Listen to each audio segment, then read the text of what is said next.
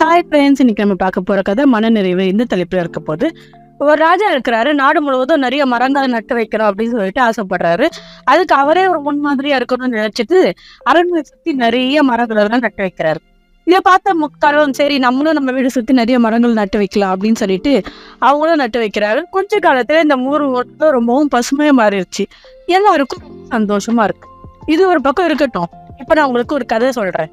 அதாவது அந்த ராஜா ஒரு நாள் தன்னுடைய அரண்மனை சுத்தி இருக்கிற விதவிதமான மரங்களெல்லாம் போய் பாக்குறாரு. எப்படி இருக்கீங்கன்னு ஒவ்வொரு மரத்தையா விசாரிக்கிறார்.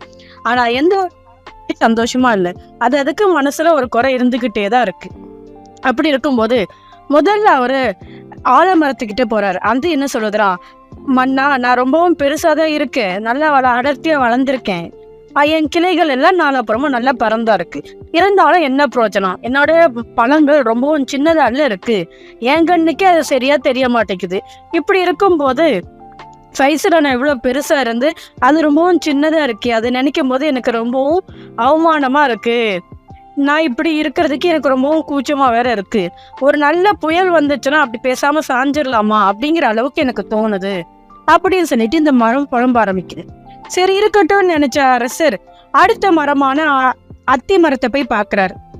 நான் கூட பெரிய மரம் தான், இலையெல்லாம் ரொம்ப அழகா தான் இருக்கு, பழம்லாம் அழகா இருக்கு, இருந்தாலும் உள்ள விஷயம் ஒண்ணுமே இல்லையே.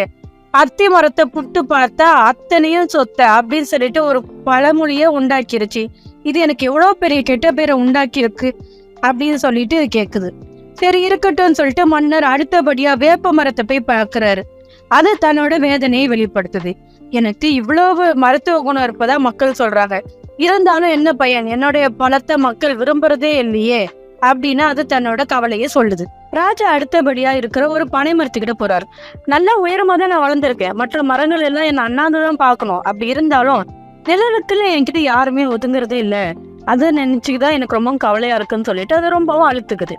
இது என்ன, இது எல்லா மரமும் திருப்தியும் இல்லாம இருக்குது அப்படின்னு நினைச்சபடியே ராஜா அங்கிருந்து அடுத்தது ஒரு பைன் மரத்தை போய் பாக்குறாரு. அழகா உயரமா பசுமையா இருக்கிற அந்த பையன், ஆனா பூவும் பழமும் கிடைக்கிறது இல்ல அப்படின்னு நினைச்சு அந்த மரம் வருத்தப்பட்டுக்கிட்டு இருக்கு.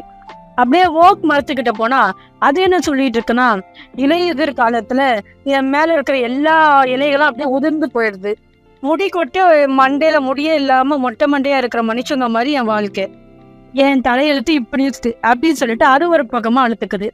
சரி அப்புறம் புளிய மரத்தை கிட்ட போய் பேசுவோம் அப்படின்னு சொல்லிட்டு அரசர் போனா, என்னுடைய நிழல்ல யாரும் தங்க மாட்டாங்க, உடம்புக்கு ரொம்ப சூடு, அது ஒத்துக்காதுன்னு சொல்லிட்டு போயிடுறாங்க அப்படின்னு சொல்லுது. அடி மரத்தை பார்த்தேன்னா பட்டு அப்படியே உதிர்ந்து போய் பார்க்கறதுக்கே ரொம்பவும் கேவலமா வேற இருக்கேன் அப்படின்னு சொல்லிட்டு அது ரொம்பவும் வருத்தப்படுது. முருங்கை மரம் என்ன சொல்லுதுன்னு தெரியுமா, என்னோட இலை காய் எல்லாமே சாப்பிட்டா மக்கள் ரொம்பவும் வலிமை அடைகிறாங்க அப்படின்னு சொல்றாங்க. அது உண்மைதான், ஆனா உடம்புல எனக்கு சத்தே கிடையாது, கொஞ்சம் வேகமா காத்தடிச்சா கூட நான் அப்படியே என்னோட வாழ்க்கையை முடிச்சுக்க வேண்டியதான், இது என்னோட வாழ்க்கைய ரொம்ப சோகமா தான் போயிட்டு இருக்குன்னு சொல்லிட்டு இது சொல்லுது.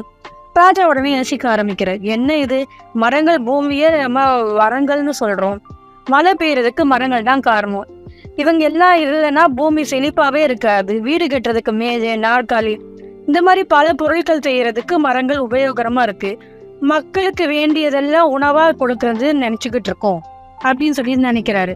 அப்படி இருக்க ஒரு மகிழ மரம் மட்டும் ரொம்பவும் சந்தோஷமா இருக்கிறதா அரசர் கவனிக்கிறாரு. அது இவ்வளவு மனநிறைவா இருக்கிறது என்ன விஷயம்னு சொல்லிட்டு அரசர் கேட்கணும்னு ஆசைப்படுறாரு. அப்படியே ரொம்பவும் ஆச்சரியப்பட்ட ராஜா, என்ன நீ மட்டும் ரொம்பவும் சந்தோஷமா இருக்கிற மாதிரி தெரியுதுன்னு கேட்கிறாரு.